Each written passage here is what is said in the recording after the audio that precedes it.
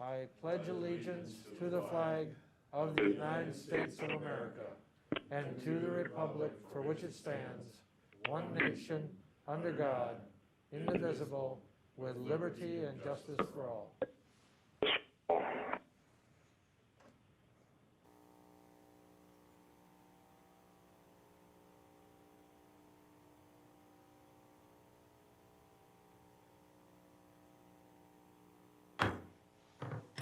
Thank you.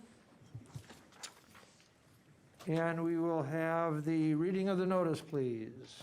The adjourned annual meeting of the Marathon County Board of Supervisors, composed of 38 members, will convene at the Marathon County Courthouse Assembly Room, 500 Forest Street, Wausau, on Thursday, February 25th at 7 p.m. And the agenda was duly signed and posted. Thank you. I would like to request everyone please silence their cell phones and any other electronic devices as to not to interrupt the meeting. And I thank you for that. And I would ask the clerk to call the roll, please. Beestrom. Here. Bizotto. Here. Boots. Here. Book. Here. Butke. Here. Christensen. Here. Seiler. Here. Conway. Here. Dickinson. Here. Drabeck. Here. Pfeifrick. Here. Fisher. Here. Gaber. Here. Gibbs. Here. Gonnering. Here. Guild. Here. Gums. Here. Harris. Here. Jacobson. Here. Johnson. Here. Krause.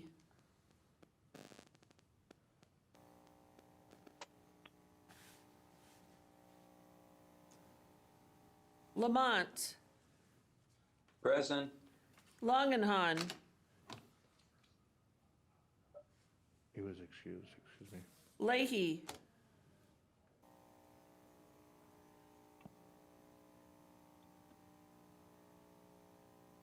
Lowe.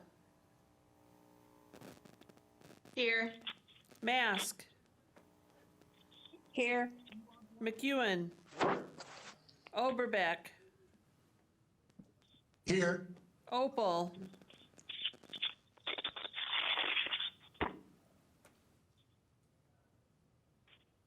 Robinson.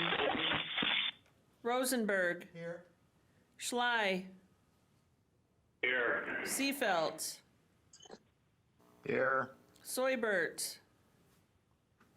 Here. Stark. Here. Van Cray. Here. Vol. Here. Zhang. Here. Leahy.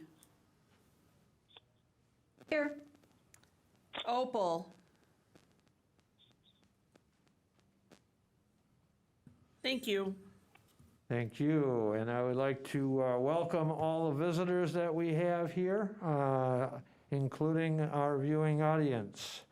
And so we will move on to item B, consent agenda. Item B7 through item B11C1. What is your pleasure? Motion by Vice Chair McEwen. Go ahead. Yes, Supervisor Schley, I would like to see 11C, that we vote on it separately, please. Okay, item 11C has been pulled, be a separate agenda item. Thank you. Is there a second to the motion to approve items, or to approve items B7 through B11C, excuse me, B11B1? Is there a second? Second. Second by Supervisor Lamont. Is there any discussion? Supervisor Rosenberg? or, excuse me, Supervisor Robinson.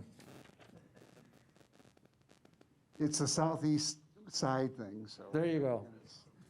I would make a request of the Employee Resources Committee and CPZ staff that in light of the fact that we've got the Land and Water Resource Management Plan, that we receive an annual update and status report on where we are in the implementation of those and updates. I think that while a 10-year program is great, I think that there are some challenges relative to phosphorus and other things, and we've heard from the BevCo people and others about concerns over water quality, and this is integral to our efforts to implement portions of the strategic plan. I think it would be worthwhile to have an annual update and presentation to the full county board on where we are. So I would make that request.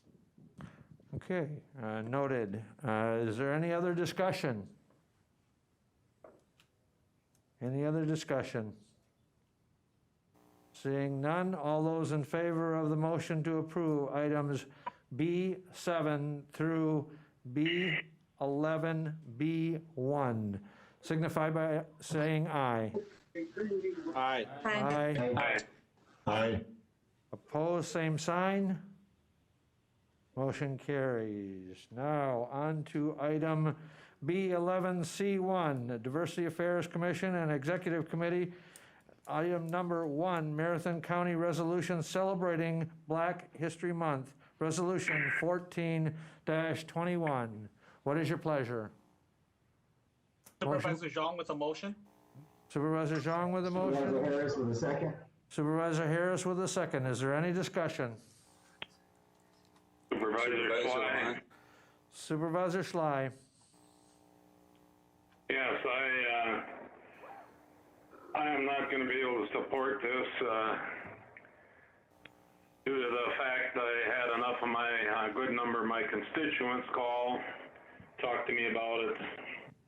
I find also, I agree with a lot of my constituents that there's enough language and so forth in it, again, that is not,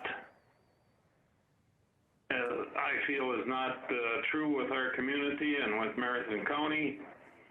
So I would ask that we do not support this because of the implications that it is giving to the residents and population of Marathon County. Thank you.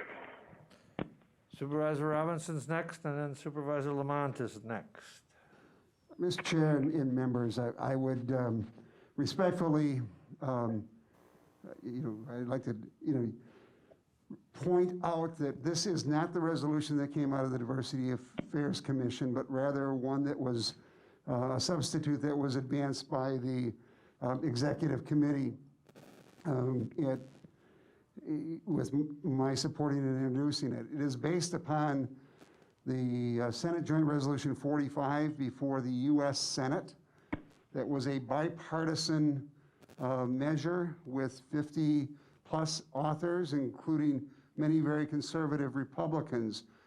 And this resolution points out the role that African Americans have had in the development of a rich history, some of the challenges that they have faced, but it is not the original resolution.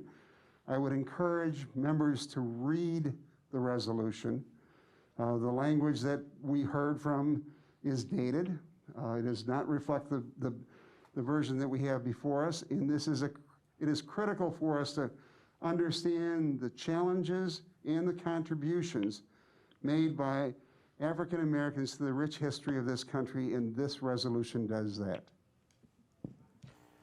Supervisor Lamont. Thank you, Mr. Chairman. I just had one question on number 5, resolution that it states it encourages or agrees that while the United States began as a divided country. Can you explain that? How did we begin as a divided country? We are the United States of America. Can someone from the committee explain that? Otherwise, I'd like to amend that.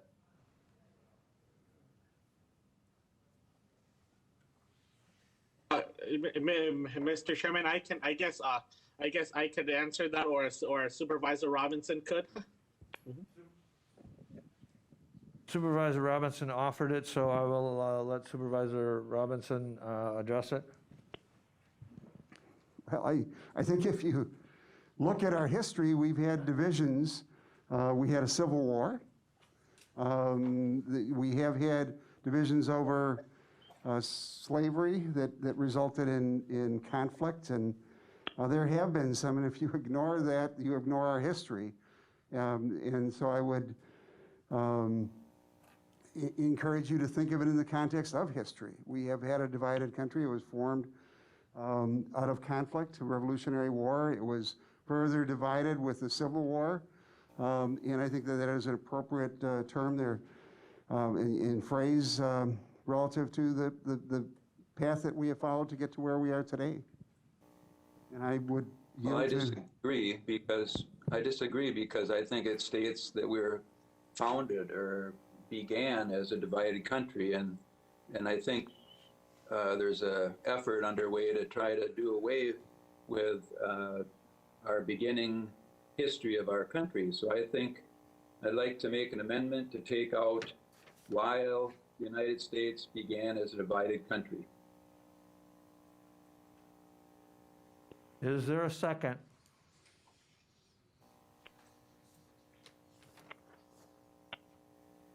Is there a second? This is Kelly Gaber. I will second it. Okay, there's a motion and a second to remove under now therefore be it resolved, the Marathon County Board of Supervisors under item number 5 agree that while the United States began as a divided country, so the motion is to remove while the United States, so it would read, agrees that the United States must honor the contributions of all pioneers in the United States who have helped to ensure the legacy of the great United States. Is that correct, Supervisor Lamont? Yes, thank you. Okay.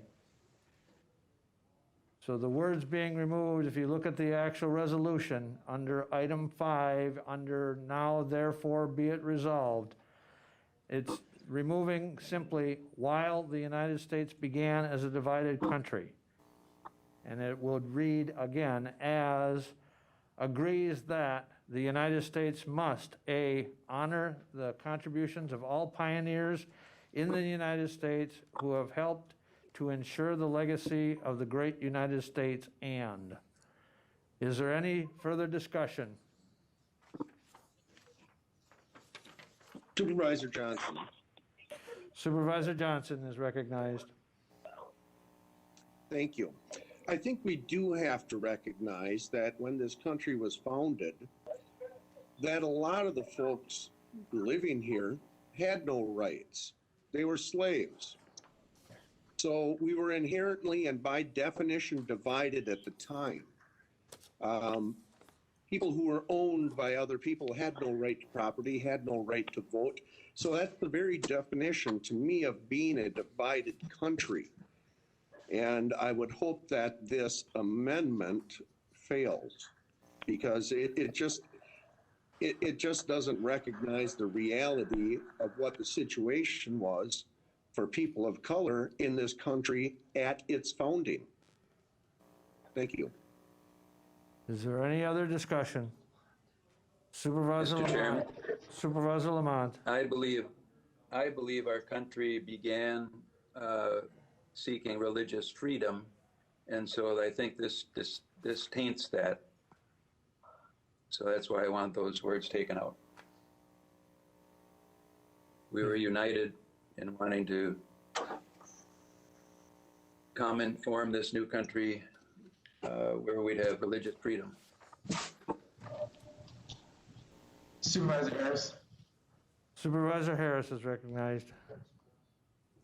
I would ask that this revision, that people do not vote for that revision. We were divided. I guess if we're only talking about whether or not free white men agree that this was a united country, then I guess we were united. But if we're talking about my ancestors that were slaves, that were considered property, later considered 3/5 of a person, and then struggled and have struggled since if they don't matter, if women in this country don't matter, Black women, then I guess we were united.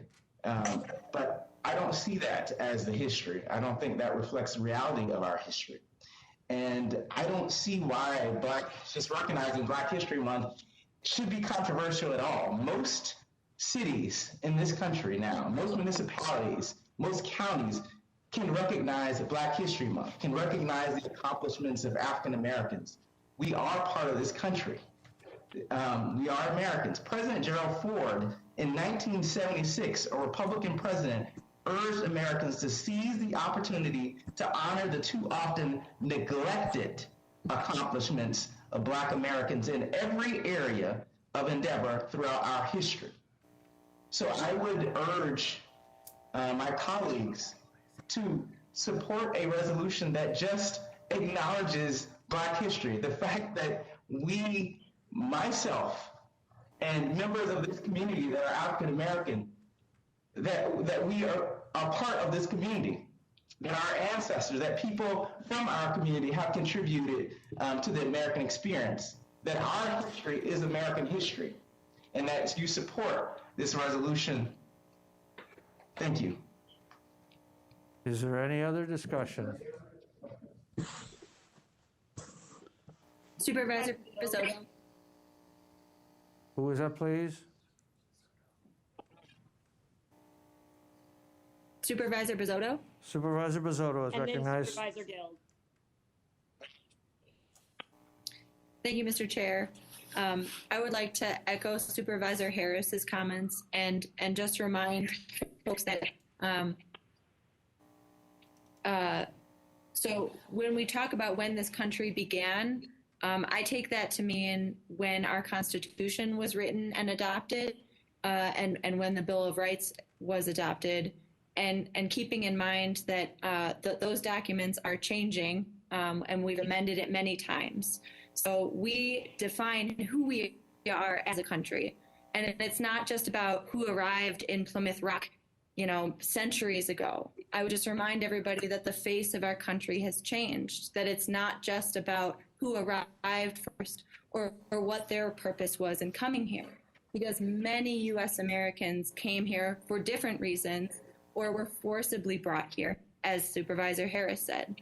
So I would just urge us all to consider that this country is what we make of it, and it doesn't necessarily, and while we may have been founded on certain principles, we also are changing our principles all the time to include and recognize people that were not included or acknowledged before.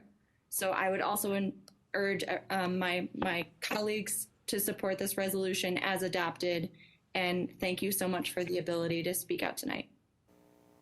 Okay, Supervisor Boots. Supervisor Guild is next, and then Supervisor Boots is follows. Thank you, Chair. I just wanted to say that, first off, I had some significant concerns with the original version of this resolution. I'm very pleased to see the adjustments that were brought forward through the executive committee. I was unfortunately not able to attend that meeting, but I believe that it looks like they did a good job of addressing the primary concerns. And regarding the specific amendment that we are looking at that was included in this new version, I don't feel that having the statement that the United States began as a divided country is a negative. I agree that it does reflect the fact that our country, when it began, was divided in many different ways, not just black and white, but in all different ways, including religion.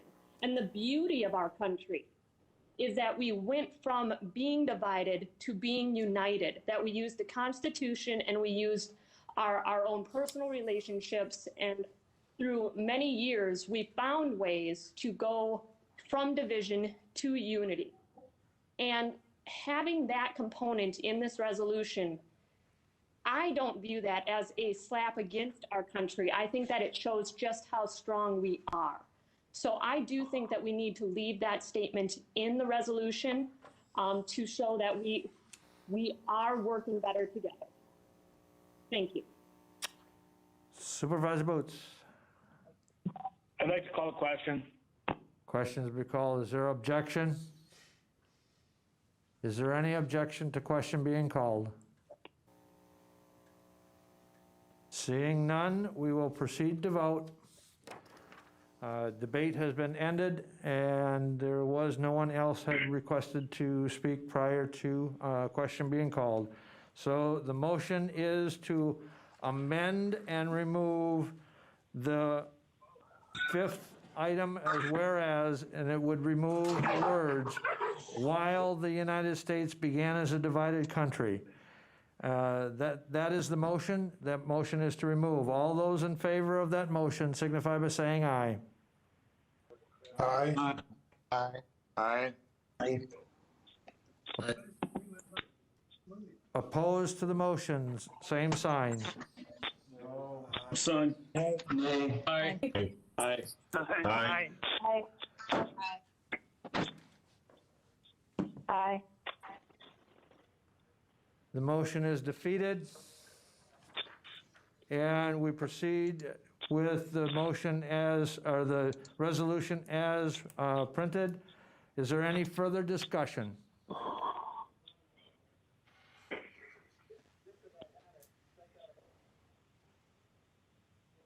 Is there any further discussion? The motion is to approve the resolution as printed. Mr. Chair, Supervisor Christensen is recognized.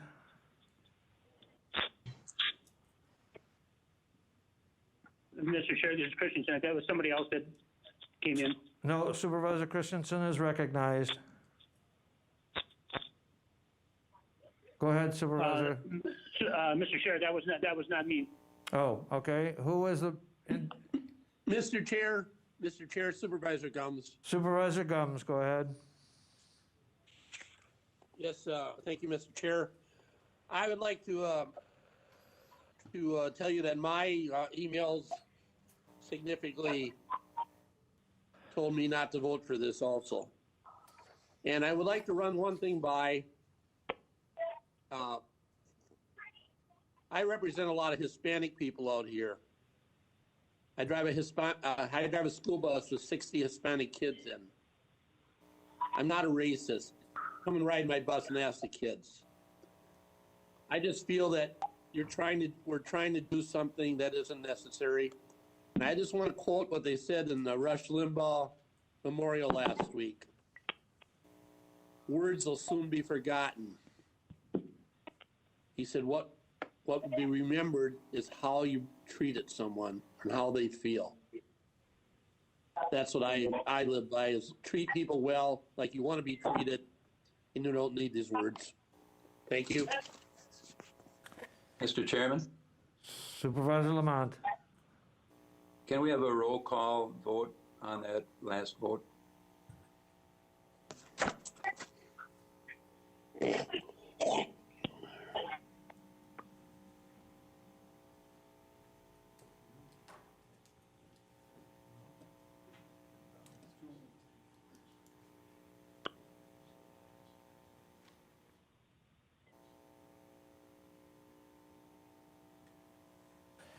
What you're requesting is a division, and that is there a that requires a second. Is there a second to the motion? Second by Schley. All right. That's not. That motion is not debatable, and it does need a majority to require the request. All those in favor of a roll call vote on the approval of Resolution 14-21 signify by saying aye. Aye. Aye. Opposed, same sign. Nay.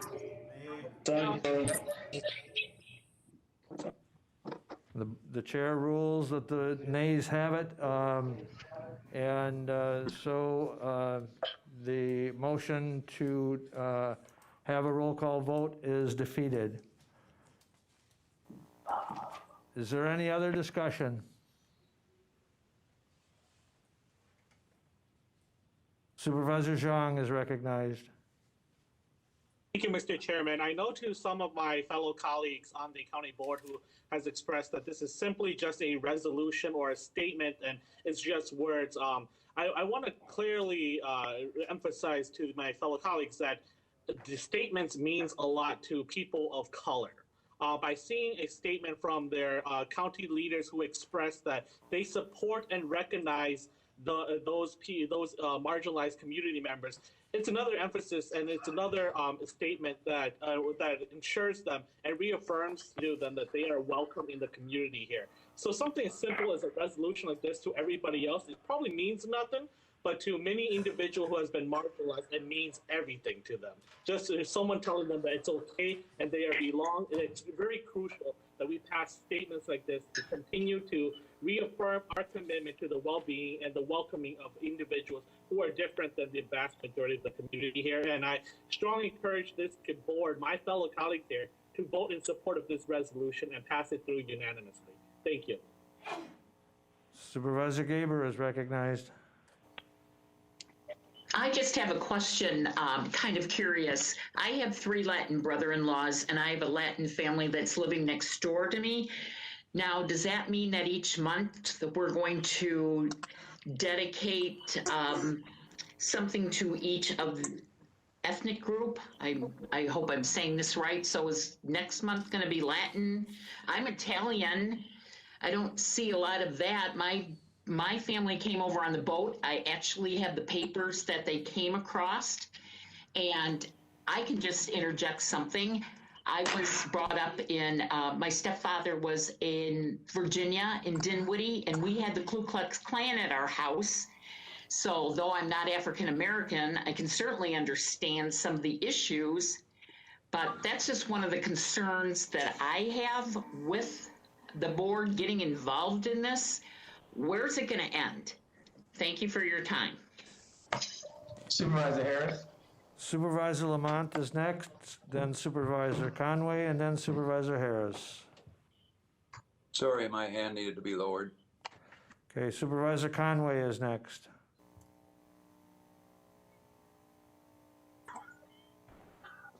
Just to answer her question, the Hispanic Heritage Month begins September 15th. So we can start working on a resolution for that in the middle of summer. But Black History Month is February. And that's when we recognize the contributions of African Americans. And having a rich history and culture that is valued and recognized is an important thing for the Black community and those of us that aren't in the Black community that recognize such things. So I would urge voting yes on this. Thank you. Supervisor Harris. I would like to say that I find it very disheartening when people, because Black History Month is celebrated, by the federal government, by, as I said, many municipalities, many people all across this nation that recognize the contributions of African Americans. It feels almost to me like any time that there is anything that comes across that represents minority communities, suddenly it is controversial. As I mentioned before, we don't have the same controversy when we're talking about disparities among rural communities or picking out other minorities. It is important to me, I think it's important to our community to recognize the history, the culture, the identity, the contributions of people of color within our community. I believe that, this community is a great community. I believe that we can move forward together, but we can't when you don't acknowledge, communities of color at all. And by you not supporting this resolution, just a statement about acknowledging that we too have, contributed to this country, the accomplishments of so many African Americans, it almost feels like a slap in the face. Because honestly, I don't see what is controversial about acknowledging us. We do so many resolutions acknowledging the great contributions of people every day. What is it about acknowledging African Americans, people of color? We are part of this community too, and I would urge my fellow colleagues to support this, because I think it would send a really bad message. And for those that say, well, I've gotten a few emails from people, well, you're an elected official. Part of your job is being a leader. And you have to decide where you want to lead this county. Do you want to lead it into a direction that is one of unity, one that embraces people, one that is inclusive? Or do you want to give way to sort of our worst angels and instincts? We have to be willing to open our hearts and minds.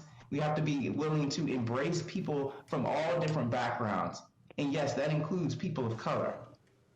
So I would urge everyone here, again, to vote for this resolution. It is not anything controversial or new anywhere else. So please move forward and support it. Thank you. Supervisor Boots, Supervisor Boots is recognized. call the question. Question is called. Is there any objection to question being called? Is there any objection? Without I objection. object. Pardon me? Are there any other hands up? There was no other hands up. Is there any objection to the question being called? Seeing none, question has been called. We will proceed to vote. All those in favor of the resolution as printed in the packet and in favor of the motion to approve signify by saying aye. Aye. Aye. Aye. Aye. Those opposed, same sign. Aye. Aye. Aye. Aye. Aye. The motion is carried. Moving on to item number C, Memorial, Life and Public Service of Brian R. Nelson. What is your pleasure? Supervisor Drabek with the motion and Supervisor Robinson with the second. Is there any discussion? All those in favor of the motion to approve the memorial for the life and public service of Brian R. Nelson signify by saying aye. Aye. Aye. Aye. Opposed, same sign. Motion is carried. Out of respect for the life and service of Brian Nelson, we will stand and we'll have a moment of silence.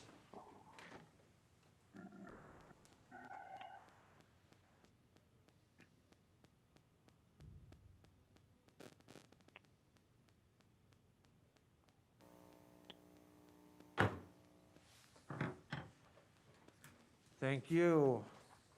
And we will move on to ordinances. Item D, 13, to amend Chapter 16 and 19 of the General Code of Ordinances for Marathon County Forests and Parks. Ordinance 05-21. What is your pleasure? Supervisor Christensen, move to accept. Supervisor Seifelt with the motion. Who is with the second? Christensen. Supervisor Christensen with a second. Is there any discussion?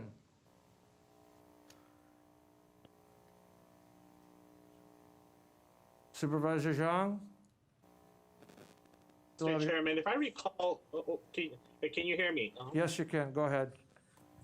Thank you, Mr. Chairman. If I recall, I believe Supervisor Conway brought this up at the during our presentation last week in regards to the fact that the trail cams must have a their names and phone numbers written in the English language. I guess I'm kind of curious to asking the department heads here, how is that going to be communicated to individuals that obviously cannot speak the English language fluently or not able to write in the English language fluently? Will they be informed that this is a ordinance so that they can comply with this? I'm just kind of curious as to how the communication efforts will work. Supervisor Zhang, I will refer that question to Corp Counsel because that is related in statute. Mr. Court Counsel. Sure, and in terms of the communication and outreach of the Parks, Recreation, and Forestry Department, I don't have much to say about that. I know that they do certainly make efforts to communicate many things in many different languages and to outreach. I did pull Supervisor Conway aside last week to comment with him after the presentation, and I wanted to indicate to him that actually this issue came up for me probably more than 15 years ago. I've always been the go-to guy in Corporation Council regarding hunting regulations that Marathon County has, just because of my personal participation in some of those activities. And it came to light, like I said, more than 15 years ago, that Marathon County was requiring that tree stands be identified in the English language, and I said, why are we doing this? Is this something unusual? Because I had some of the same misgivings about that, and the reasons that I was given at that time was that if you're requiring identification, you have to require identification in some language, and you have to identify. You have to have a situation where people who are responsible for enforcing things can read the information, and that also other people that are in the woods can read the information. So I certainly understand that it's not optimal, and that was an issue that occurred to my mind many years ago. But I was also referred to the Wisconsin Administrative Code at that time, and I will tell you that the DNR uses the same language with respect to many different things, from duck blinds and tree stands to minnow nets and fish shelters and turtle traps and ginseng transactions and many different things. So it is not an unusual thing to be into, it is not an unusual regulation. I was certainly moved by your presentation last week. I understand the whole idea regarding welcome participation, but what I can say is that what this regulation does is reflect the norm across Wisconsin. Okay, any other discussion? Supervisor Zhang? Supervisor Gong with the follow. Go ahead. So it's more of a comment really, but I'm not against this ordinance. I guess more of what I'm just trying to refer to is the fact that I would hope that our staff here would also be able to help communicate or do some outreaching to not just those individuals, to the individuals who can't speak the English language properly, and just be able to communicate this to them that this is indeed an ordinance, so they are aware of that as well. I'm not against it. I will be voting in support of it, but I just wanted to bring that up to the attention of staff. Thank you. Thank you. Is there any other discussion? We have the Parks Director. Is there any objection to the Parks Director, Jamie Polly, addressing the board? Jamie, you are recognized. Thank you. Thank you, Mr. Chair. And Supervisor Zhang, I just wanted to let you know that we'll work with our recreation deputies. We do have two in the Sheriff's Department that have been great. Our partnership over the last year has been wonderful, and I'll pass this on to them too, as they're the ones that will be making contact with anybody that has a tree stand in the woods and can help educate there as well. So we will do what we can to get the word out and educate everybody on it. Thank you. Any other discussion? Any other discussion? Seeing none, the motion is to approve the amendment to Chapter 16 and 19 of the General Code of Ordinances for Marathon County Forests and Parks, Ordinance 05-21, and the motion is to approve. All those in favor of the motion signify by saying aye. Aye. Aye. Aye. Opposed, same sign. Motion is carried. Thank you. We'll move on to item D, 14, ordinance amending the General Code of Ordinances for Marathon County, Chapter 17, zoning code, ordinance 08-21. What is your pleasure? Chair Gill, this is Supervisor Gill, or Chair, this is Supervisor Gill. Supervisor Guild is recognized. Sorry about that. I would like to offer them amendment that was alluded to during our last meeting. In the current Supervisor version Guild, if you of would chapter- hold, Supervisor Guild, if you would hold first, we need to get the ordinance on the table first before we can amend it. So I would look for a motion to approve, then we can amend it. Supervisor Rosenberg with a motion, Supervisor McEwen with a second. Now, Supervisor Guild, you're recognized to offer your amendment. Thank you very much.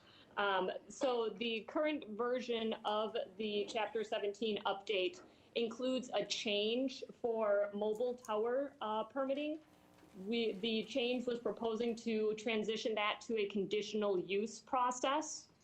However, after we got through the majority of this process, ERC had some additional conversations with Corp Council and DATCAP and PSC and some other counties, and determined that the current process was actually, as just a regular permitted use, was more appropriate.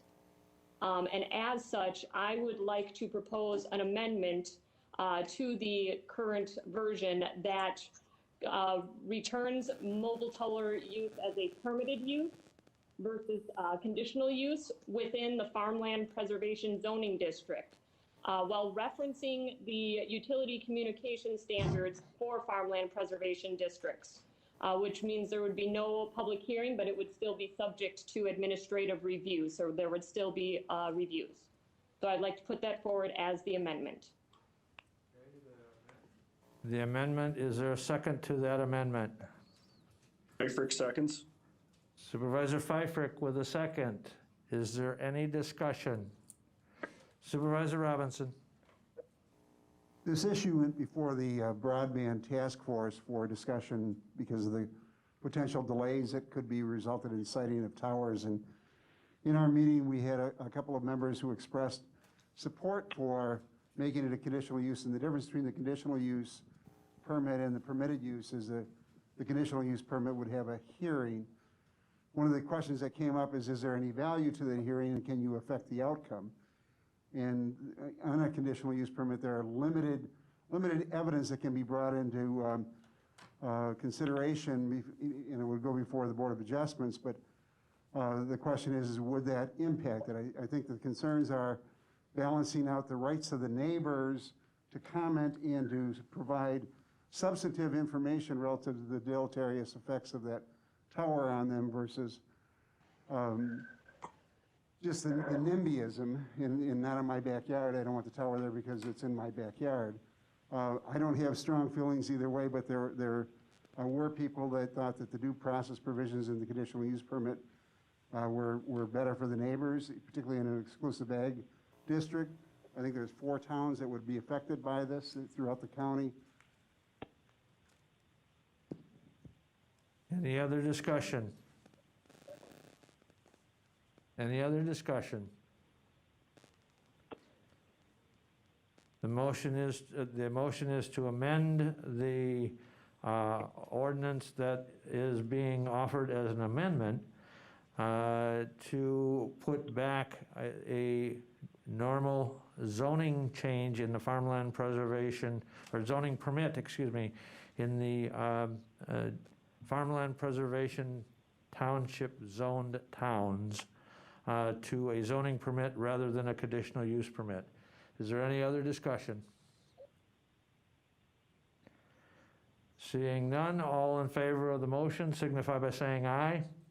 Aye. Aye. Aye. Aye. Opposed, same sign. Motion is carried. Now to the ordinance amending the General Code of Ordinances for Marathon County, Chapter 17, zoning code as amended, ordinance 08-21. Is there any further discussion? Seeing none, all in favor of the motion to approve as amended signify by saying aye. Aye. Aye. Aye. Opposed, same sign. Motion is carried. Moving on to resolutions. Human Resources, Finance and Property Committee, item E15. And before we get to item E15, 16, and 17, we have with us Kristen Hansen from PFM. And so is there any objection to having her give a brief presentation on the bond issuance today that was put out for sale? Okay, Kristen, no objection, please. Can you hear me? Yes, we can, Kristen. Thank you. I'm going to share my screen.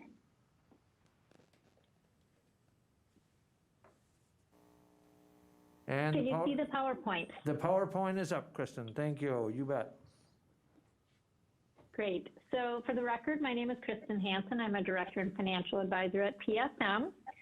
And today in our offices, which are really remote, we took bids on your $5,830,000 GO promissory notes, Series 2021A, which funds your capital improvement projects, as well as your $19 million GO Healthcare Project Building Bond Series 2021B, which is financing the next phase of the North Central Healthcare Project.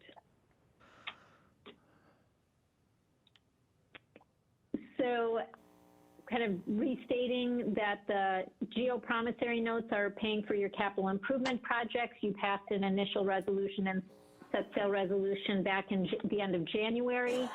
And then the purpose and authorization of the healthcare project building bonds.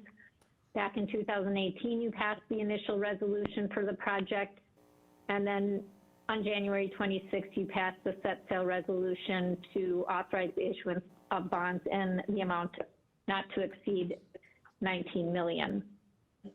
Before we get to the exciting part, we did have to go to the rating agency, Moody's.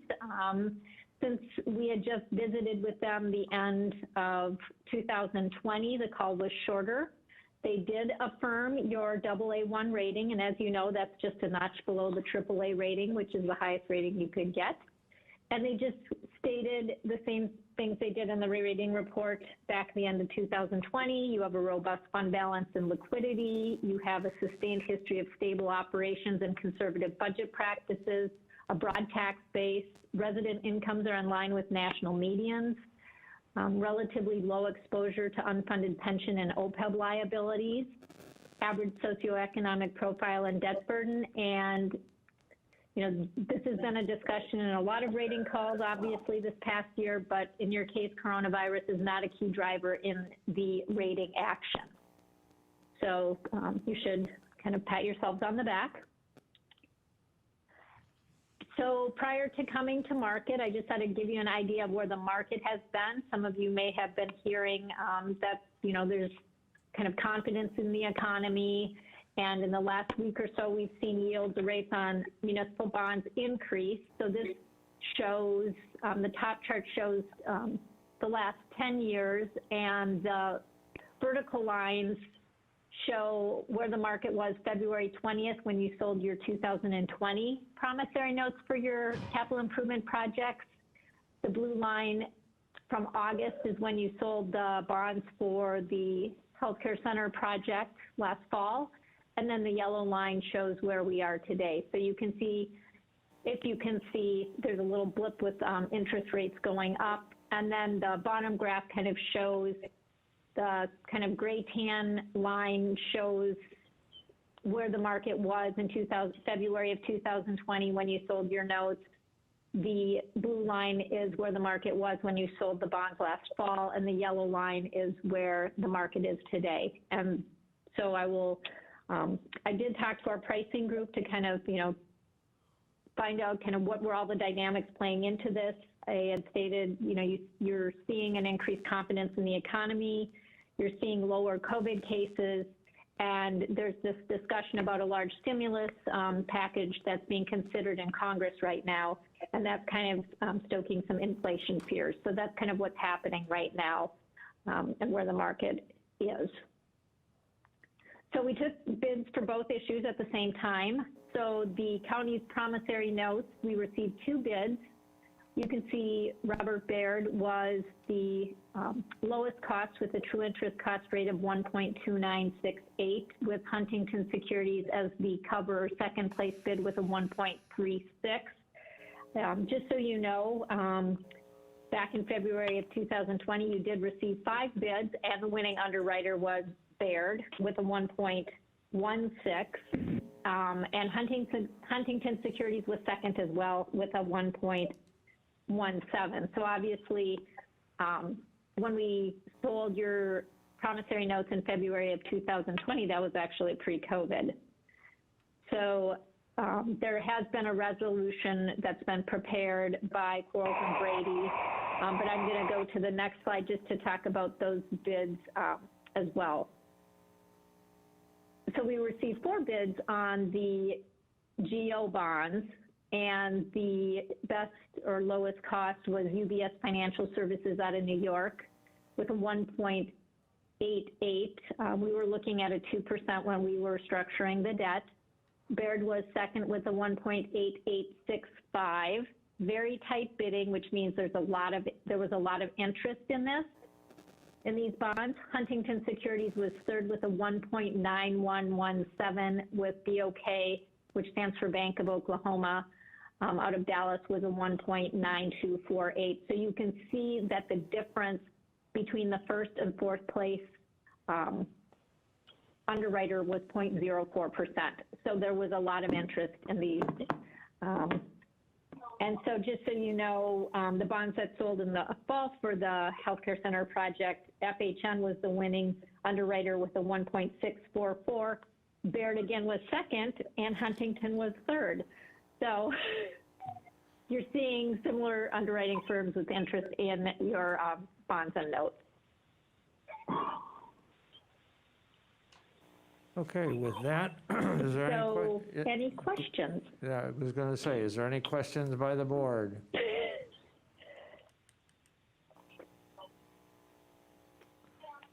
Okay, seeing none. Kristen, you did a fine job, and thank you again for the great work that you do at PFM, and thank you for the presentation. So with that, the item on the agenda is a resolution awarding the sale of $5,830,000 general obligation promissory notes, Series 2021A, Resolution 15-21. What is your pleasure? Motion by Supervisor Robinson and second by Vice Chair McEwen. Is there any discussion? Any discussion? Seeing none, all those in favor of the motion signify by saying aye. Aye. Aye. Aye. Aye. Aye. Opposed, same sign. Motion carries. We will move on to item E16, a resolution awarding the sale of $19 million general obligation healthcare project building bonds, Series 2021B, Resolution 16-21. What is your pleasure? Motion by Supervisor Robinson and second by Supervisor Rosenberg. Is there any discussion?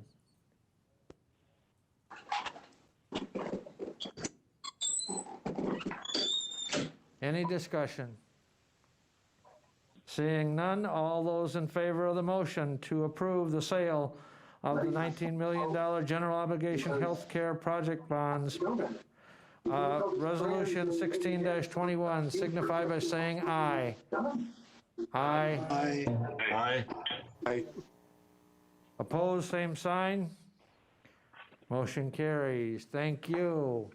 And we down to item E, 17, reauthorization of self-insurance for workers' compensation, Resolution 17-21.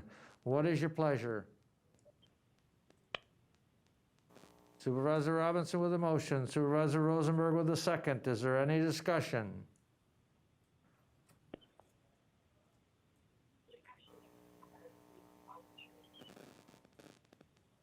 Is there any discussion? Seeing none, we'll proceed to vote on the reauthorization of self-insurance for workers' compensation, Resolution 17-21. All those in favor of that motion signify by saying aye. Aye. Aye. Aye. Opposed, same sign. Motion carries. Thank you. And we will move on to Health and Human Services Committee and Executive Committee, authorizing county officials to take necessary actions to facilitate operation of a regional COVID-19 vaccination site in Marathon County, Resolution 18-21. What is your pleasure? Motion by Vice Chair McEwen. Move it to second. We had 5 people talking at the same time. Who wants to be the second? Supervisor Fisher to second. Supervisor Fisher with the second. Thank you, Supervisor Fisher. Any discussion on the motion? Mr. Chair. Supervisor Jacobson. Thank you, Mr. Chair. I just wondered if between last week and today there was any more information on anticipated county cost.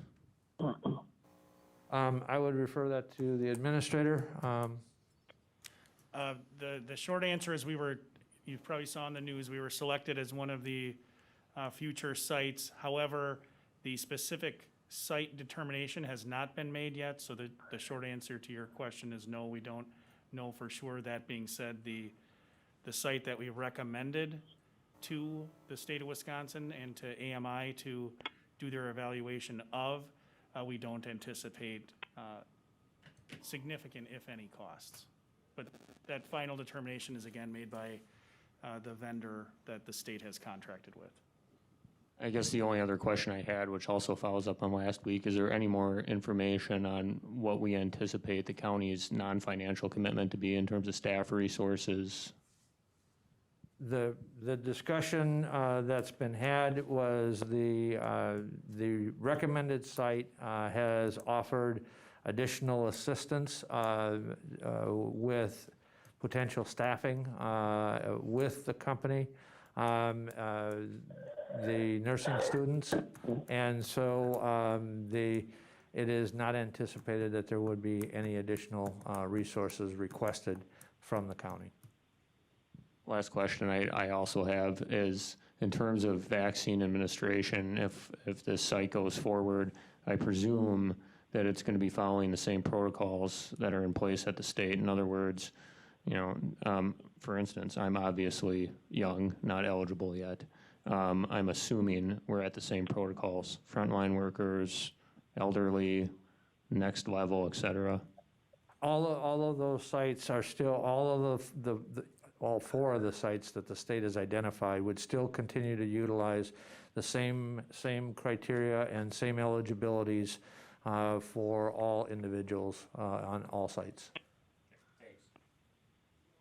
Okay, is there any other discussion?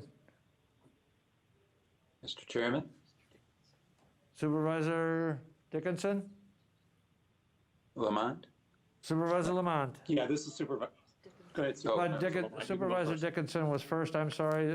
Supervisor Lamont will be following. So Supervisor Dickinson's recognized. Thank you, Mr. Chair. I just did want to mention, just as informational, that as of February 12th, the vaccine adverse event reporting system does show that after receiving vaccination does not mean they are directly related. However, after receiving vaccinations as of February 12th, there are 929 deaths, 616 life-threatening adverse events, 316 cases of permanent disability, and more than 5,000 hospitalization and ER visits after receiving the vaccine. I just wanted to point that out. Okay, Supervisor Lamont. Thank you, Mr. Chairman.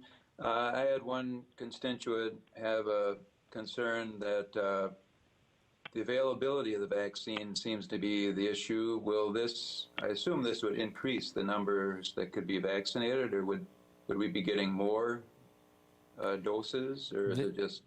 The allocation from the federal government is still what the federal government allocates. That goes to the state. The state has a distribution of that allocation, so just because we have an additional site does not necessarily mean that the amount of distribution from the federal government will increase. All it's going to do is it is going to fill the gaps where certain individuals wouldn't be presented with themselves, or they may not be associated with a healthcare system. And so this gives them another opportunity and another a resource to get vaccinated. It is initially anticipated that the scale and the initial discussions surrounded the ability to be able to deliver initially up to 200 vaccinations a day, but also scaling up to, at some point, 1,000 vaccinations a day. And so that is what the long-term contract is with the contract provider. But again, as you properly identified, vaccine availability is the issue. There's more demand for the vaccine than there is vaccine to be able to distribute. But the federal government and CDC is going to be taking up the Johnson & Johnson vaccine tomorrow for emergency use, and that may, there may be, and you've seen some of the same reports that I have, that the vaccine availability there is significant based on their company's representations. Thank you. And the cost effectiveness is, by having a regional site is better than trying to transport people, help people be transported to different sites? This is all, yeah, that was a question somebody gave me. I think Supervisor Robinson. This is part of an ongoing evolving process, and what this does is it affords us to be a regional center, and it may result in more vaccines being available in the area. I think that's one of the hopes that we have. But we will still have some hard-to-reach populations that we'll have to figure out how we will address them in the future, in particular some of the rural parts of the county. But this is in response to a request, and AMI will be coordinating it. I think what we're trying to do is get as high of a rate of vaccination as possible, and we'll have to rethink the strategies as we see how the public is responding. But this creates that regional approach. The good thing for the taxpayers is that we're not funding it. And the good news to the residents is there's a potential that there may be a few more vaccines flowing our way as a result of this. But we will be monitoring that. I think the anticipation is we may need to be more mobile later. One of the problems with the mobile centers is you've got the Pfizer vaccine with the handling requirements and the 94 degrees negative Fahrenheit. So by bringing people to it, you have more control over your product, and that's an advantage. So we'll continue to monitor it. It's being monitored at the Board of Health and at other levels throughout the county. We also have the health officer that would like to address some of the questions. Joan, would you please? Sure. 2 points. One is if this regional center was not being sited here, Marathon County Health Department would be developing plans to basically create a large-scale mass vaccination site such as this. We anticipate by late spring, early summer, we will have more vaccine readily available. And this would be then a strategy we would actually carry out. So by having DHS and AMI come and actually set up the site, it's saving us significant resources that we would be spending in securing staff. The other merit of this, it's then allowing our staff to redirect our energy to basically do the outreach to populations that are hesitant, may have barriers to present at one of our healthcare systems, so existing healthcare systems. So it's basically kind of a twofold opportunity here. And then just to reinforce that the plan here is basically to be able to start putting in place the resource so that once vaccine becomes more readily available, we have an ability to get more shots in arms. Thank you. Supervisor Fisher is next. Yes, thank you, Chair Gibbs. I'd just like to reiterate what Supervisor Robinson and Health Officer Thoyer had just mentioned. I think this is an excellent opportunity that we have here in front of us to drive a large vaccination center here within our county. By utilizing our own experts within our county health department to help put this together, and the additional resources that this could bring to bear, we can really drive a large number of vaccinations here within the county, which will only help on the downstream of getting us back to full operation within our local businesses. That then has dividends paying back into sales tax revenues. I think that this is just one piece that will drive many, many positive features afterwards. And I highly recommend the board vote for this particular resolution. Thank you. Supervisor Lamont. No. Okay, sorry. Any other discussion? Mr. Chair, just a point of information. Supervisor Jacobson.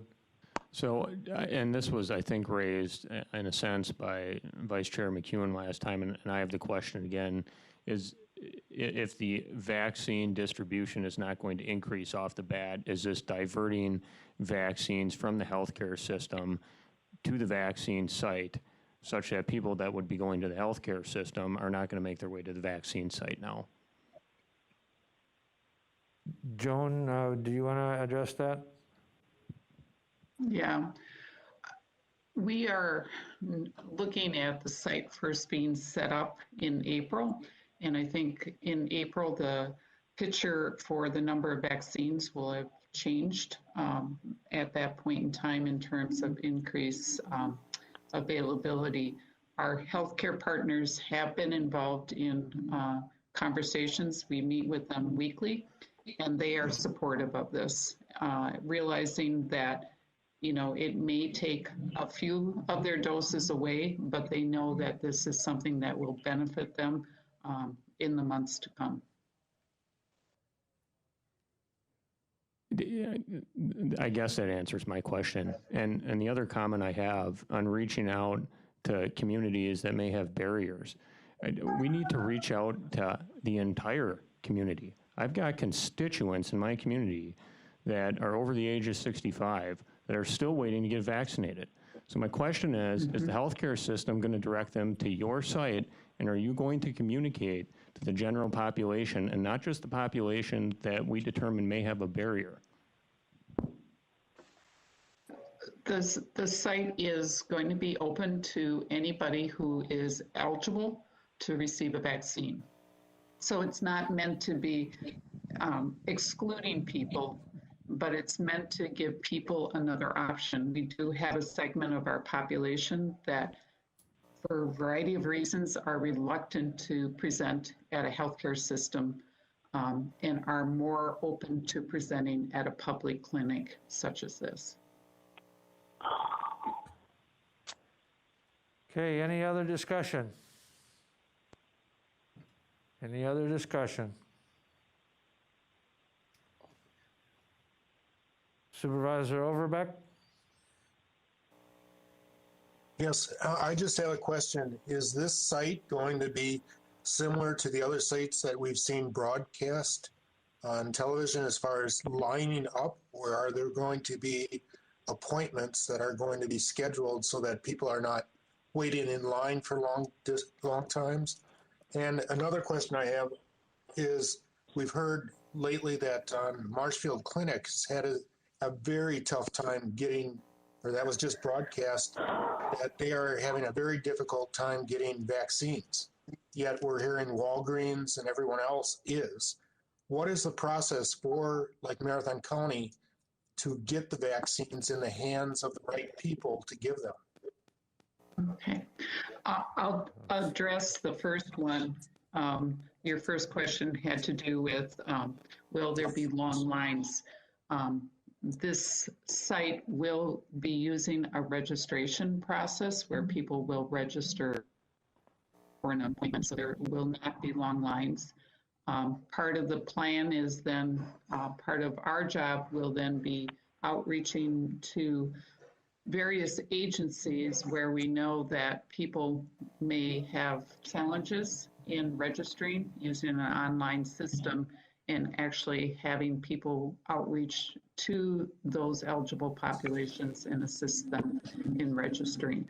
It's a similar approach we used back when the Affordable Care Act first was launched, where we had outreach workers from various agencies actually helping people to register. In terms of vaccines, Walgreens is a separate contract. That is a direct contract with the federal government. So that vaccine comes straight from the federal government to Walgreens. And it is one of the strategies at a federal level, because we know that pharmacies are do contribute to vaccinating folks for the annual flu vaccine. So that's a federal strategy that's being used. And in terms of vaccine, just acknowledge, last week there were 500 vaccine providers that requested 300 first doses, and the state was able to fill about a quarter of it. So it is just something that across the state, there's more demand than vaccine that's currently being produced.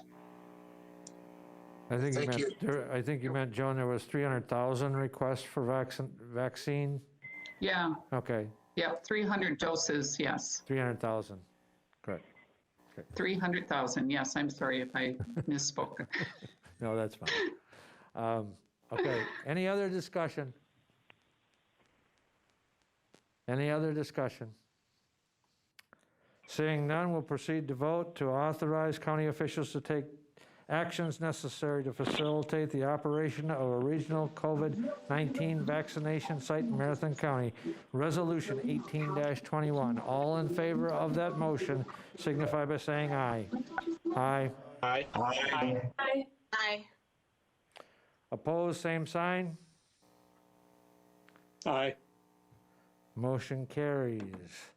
And we will move on to item G, Executive Committee, setting the county board size for the purpose of redistricting following the 2020 the census for resolution. Decennial. There you go, that one. Resolution 19-21. What is your pleasure? Motion by Supervisor Robinson and second by Vice Chair McEwen. Is there any discussion?